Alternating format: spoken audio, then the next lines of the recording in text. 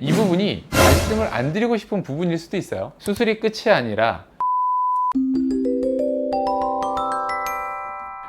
이 많은 분들이 실제 이제 하지정맥류 시술 과정을 이렇게 검색들을 많이 하시잖아요. 이게 찾아보다 보면 제일 많이 얘기가 나오는 게 이 재발률에 대한 얘기입니다. 뭐 시술 받아도 결국에는 몇 년 안에 재발하는 거 아니냐 라는 질문을 저도 제일 많이 받고 있고요. 현재도 여러 이제 시술들이 계속 발전하고 있는데 그 부분에 있어서도 계속 이슈는 이 재발하는 거예요. 오늘 제가 재발하는 부분들에 대해서 이제 설명을 좀 드리도록 하겠습니다. 그냥 제 뇌피셜로 설명드리는 게 아니라 여러 논문들을 그러니까 메타 분석한 자료들이 있어요. 그러니까 논문들을 서로 비교한 이 자료들이 있거든요. 최근 5에서 한 10년 사이에 이 자료들을 한번 전체적으로 한번 서칭을 했고요. 그 자료들을 바탕으로 한번 말씀드리도록 하겠습니다. 이 부분이 어떻게 보면 이 하지정맥류 수술하는 병원들의 굉장히 좀 말씀을 안 드리고 싶은 부분일 수도 있어요. 그런데요.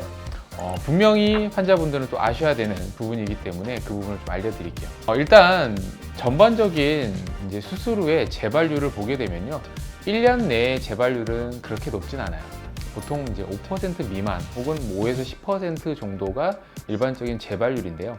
이게 이제 수술이라는 게 누구나 모두 같은 사람, 그리고 어느 정도 숙련도가 있는 사람들이 다 하는 게 아니잖아요. 특정 수술들도 많이 하시는 선생님도 있고, 그리고 숙련도가 또 떨어지시는 분도 있고, 숙련도가 높으신 분도 있고, 그렇기 때문에 편차가 생길 수밖에 없습니다. 시술 받는 이런 이제 병원을 선택할 때 그게 제일 문제일 것 같은데요. 하지만 전반적인 이 메타 분석 자료들을 조금 먼저 말씀을 좀 드리고, 후에 그렇다라고 하면 그러면 재발률을 낮추기 위해서 어떤 노력을 해야 될지, 그리고 내가 수술 받았는데 재발되지 않을까 이런 걱정들 하시는 것 같아서 그 부분에 대한 해법도 같이 말씀드릴게요. 우리가 이제 일반적으로 이제 수술하면 1세대, 2세대, 3세대로 나뉘죠. 1세대는 발거술이라고 해서 보통 이제 스트리핑이라고 저희가 이제 설명을 드립니다. 그래서 발거술이 있었고요.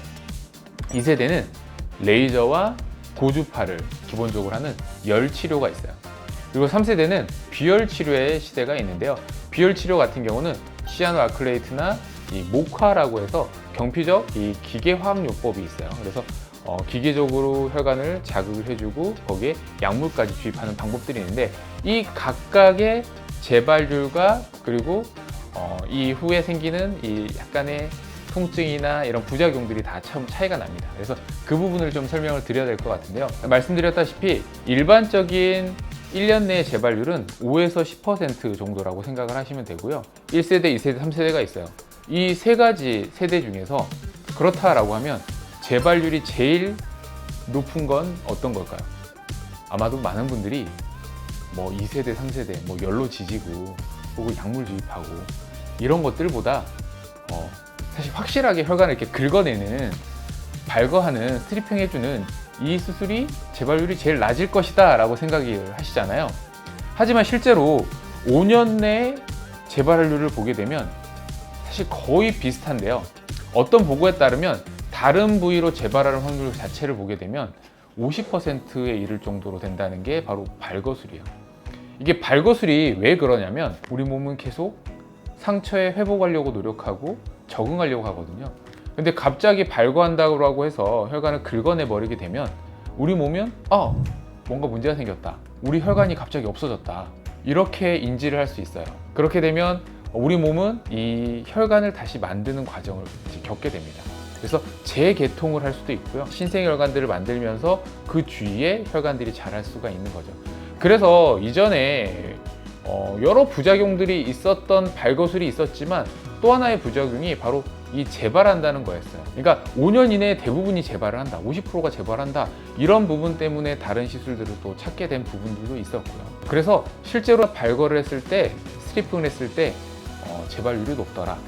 그렇다라고 하면 그러면 2세대 레이저나 고주파 같은 열치료를 볼게요. 레이저나 고주파를 봤을 때 1년 내에 재발할 그러니까 확률은 한 5에서 10% 정도 됩니다. 이거는 뭐 아마도 이제 숙련도에 따라서 많이 차이가 나겠지만 그래도 폐생률이 높은 편인데요. 5년 내에 재발할 확률을 보게 되면 둘 다 비슷해요. 뭐 조금씩 차이가 있다고 하지만 보통 2에서 30% 정도 재발을 한다라고 알려져 있어요. 그러면 이제 3세대로 넘어가 볼까요? 3세대로 넘어갔을 때는 시아노아클레이트라고 하는, 우리가 베나실로 많이 알려져 있죠. 혈관 본드를 이용하는 방법이 있고요. 그리고 모카라고 하는 방법은 클라리베이나 플레보그립 같은 것들이 있는데, 이런 방법들의 또 재발률을 보게 되면 둘 다 1년 내 사실 재발률은 그렇게 높진 않아요. 둘 다 비슷해요. 한 5%에서 10%인데 실적으로 모카가 조금 더 높은 편으로 알려져 있어요. 모카는 논문에 따라 다른데 한 5에서 15% 정도로 알려져 있거든요. 이게 이제 기계적으로 자극을 주다 보니까 혈관 사이즈가 너무 크거나 역류량이 많거나 이런 부분에 있어서는 재발할 확률이 조금 높아서 아마 그런 부분들이 생길 것 같고요. 그런데 5년 재발률을 봤을 때는 모카 또한 한 20, 30% 정도 됩니다. 그런데 이 비율로 보게 되면 열 치료하는 레이저나 고주파에 비해서 상대적으로 약간 높다라고 하지만 그래도 비슷한 수준이다라고 보통 알려져 있어요. 그렇다라고 하면 제가 맨 마지막에 말씀드리는 이 시아노아클레이트, 베나실이라고 하는 이 혈관 본드를 이용한 치료의 재발률은 어떻게 될까? 라고 하면요, 보통 5년 내 재발률이 10% 미만으로 떨어집니다. 그만큼 장기적인 예후를 봤을 때 재발률이 제일 낮은 시술은 현재까지 알려진 방법은 시아노아클레이트를 이용한 방법이 제일 우리 재발률이 낮다라고 알 수 있어요. 정리를 조금 해보게 되면 전반적으로 1년 내 재발률들은 굉장히 낮습니다. 숙련도가 어느 정도 있는 분들이 하시게 되면 5% 미만이라고 볼 수 있고요. 어쩔 수 없이 발생하는 한 5년 이제 내에 생기는 이 장기 예후를 보게 되면 현재까지 나오는 여러 논문들을 봤을 때는 20, 30% 정도다. 그리고 베나실을 이용한 시아노아클레이트 같은 경우는 10% 내외로 이제 재발률이 있기 때문에 가장 낮다라고 볼 수 있죠. 재발률은 그 정도 되지만, 그래서 수술하고 나서 저는 항상 말씀드리는 게 수술이 끝이 아니라 여기서부터 이제 관리를 해야 된다. 1년 내에 재발이 생기지 않으면 또 2년, 3년, 이 4년, 5년이 지나도 이 폐쇄율이 유지되는 경우들이 많기 때문에 1년 동안은 꼭 주기적으로 혈관 상태를 좀 확인해서 재발하는지 안 하는지 확인을 좀 할 필요가 있을 거고요. 또 하나 꼭 지키셔야 될 게 있어요. 보통 저희가 이제 수술하고 시술하는 이유가 혈관이 울퉁불퉁 튀어나와서 시술하는 경우보다는요, 환자분의 증상 때문에 시술을 하거든요. 내가 아파서 혹은 뭐 저려서 뭐 부어서 이런 증상 때문에 시술을 하는데, 시술하고 나서 증상이 좋아졌는데 시간이 좀 지나고 나서 경과를 봤는데 어느 순간 증상이 다시 생겼다. 이런 경우는 재발이나 혹은 주변 혈관에서 재발했을 가능성이 있습니다. 그렇기 때문에 증상이 다시 재발했을 때는, 혹은 다른 증상이 나타나거나 증상이 다시 나타났을 때는 꼭 다시 검사를 해보는 걸 추천드립니다. 많은 분들이 이 영상을 보시고 재발률이 생각보다 높다라고 하실 수도 있어요. 근데 5년 재발률이 20, 30%다라고 하면 다른 여러 수술들에 비해서는 그렇게 또 높은 편이 아니거든요.